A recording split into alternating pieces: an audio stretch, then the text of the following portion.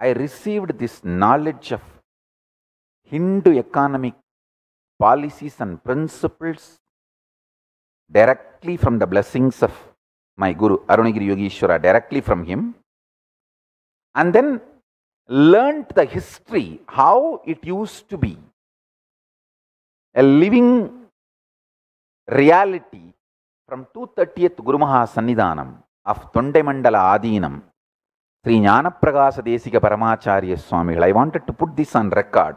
Forever he should be remembered as reviver of Hindu economic policies and principles. He taught me, he used to teach me how those days the samsthanas received tax and how they distributed salaries, gifts, awards, rewards.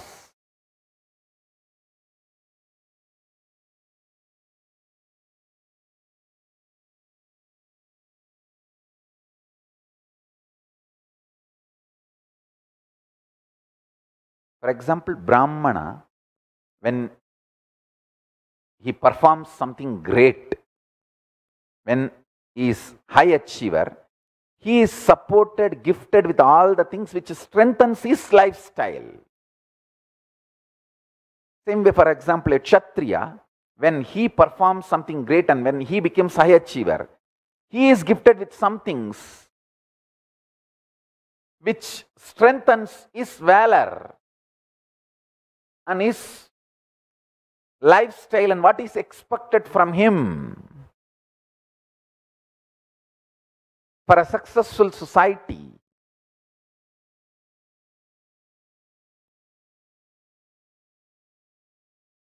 he gets glory, name, fame, and many women decide to marry him. He is glorified in such a way, the society is enamored by his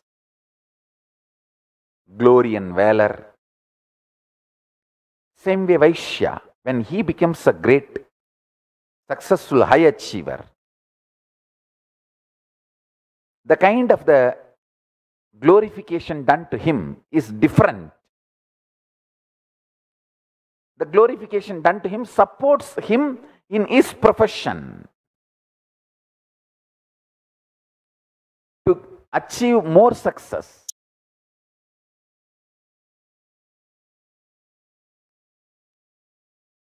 A great, amazing, beautiful society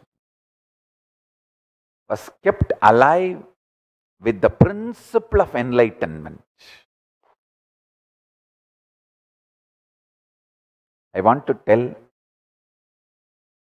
and thank all the people who contributing to this Kailasa by giving your time or treasure or talent.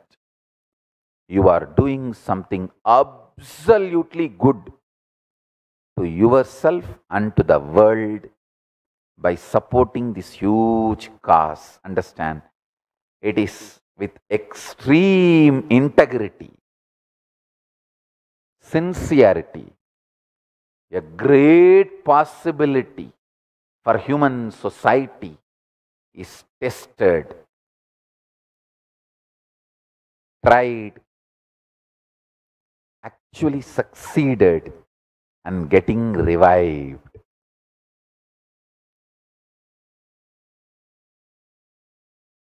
Trial run is successful.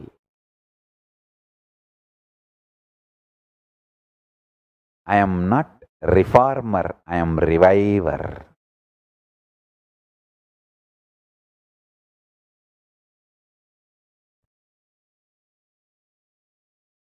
And in Hindu tradition, the two layer, the economic principle, one is the currency. Technically in Sanskrit, if I translate that concept, it's called grain-based currency, means just by possessing and owning, it has its own utility value, whether the grains or the precious metals, precious gems, by its own value, it has a value. There is no other regulatory body required to establish its value. By you owning and the way it is used, demanded in the society, healthy society, by this simple existence, it has value. Second, the regulatory body always made sure the principle of enlightenment was kept alive in all their regulatory principles. How and why gold should be precious metal? How and why? What gems will be considered as precious? Everything. The whole regulating mechanism was enlightenment centric. Understand?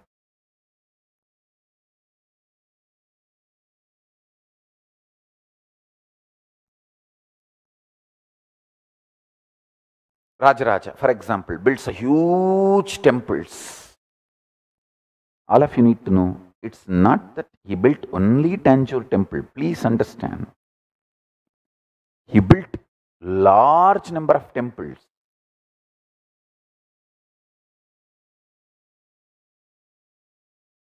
Krishnadevaraya built large number of temples. I should say that all great known kings of Hinduism, whether Cambodia or Somanath or Chidambaram or Tanjore or Jagannath or Nepal or Sri Lanka, anywhere the Hindu civilization was prevalent.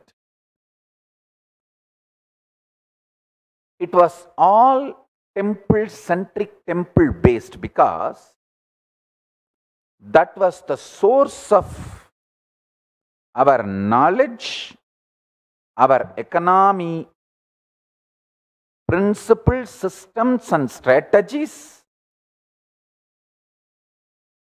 Temple building and sustenance was one of the most beautiful method to keep the economy current. Currency has value only as long as the current is kept alive. So the current is kept alive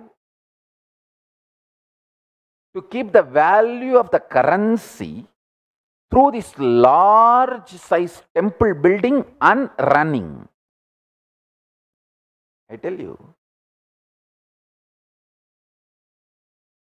the concept of common debt is the story of Venkateshwara borrowing money from Kubera for his marriage and still repaying. It's a most beautiful story. If you understand that story, you will understand this concept of common debt. How beautifully, dharmically, the modern day concept of common debt is expressed in the story of Venkateshwara borrowing money from Kubera for his marriage and still repaying the loan.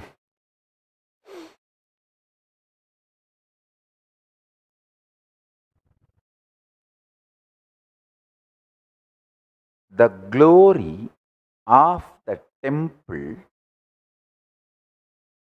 of the capital of Hindu kingdoms, was actually the way they attracted the citizens from all over the world and the way they kept their citizens motivated, inspired, integrated to the kingdom. amazing spiritual enlightenment based nationalism, enlightenment based patriotism, enlightenment based economy. The enlightenment based nationalism and enlightenment based patriotism, enlightenment based economy, enlightenment based integrity, understand, even when you have a mood swings, confusions about your individual lifestyle and your individual balance sheet is not giving you confidence about life, but your understanding about the common goal, the concept of civilization, if that is alive, you will not become a traitor. You will continue to be integrated and raise, and you will realize and fit yourself, discovering yourself and how you fit yourself into the society, both. Understand? Every word I am uttering is the most beautiful principles of Hindu economic policies. See, these are the principles on which Hindu education happened and Hindu policy making happened. Hindu politics is run. Hindu administration is done. Hindu judiciary functioned. Hindu economic principles, strategies were evolved and kept alive. Hindu currency was kept current. The current of the Hindu currency was kept alive through this mechanism. This mechanism used to be stirring to keep the Hindu currency current. How in the modern day the governments do. Like, for example, this post-corona, how every government is trying to revive their economy through various plans, projects, policies, grants.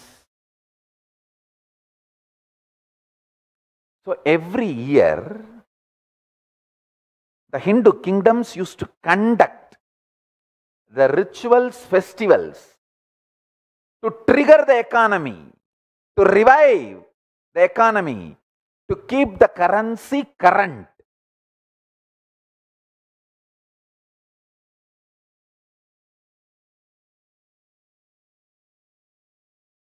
Sometimes people are made to support the common pool. Sometimes the pool is taken out and shared with people. But it was all done in a very dharmic way to keep the signs of living enlightenment. Whether you are taxed or given grants, everything was based on enlightenment, Jivan Mukti, moksha based artha, moksha centric artha.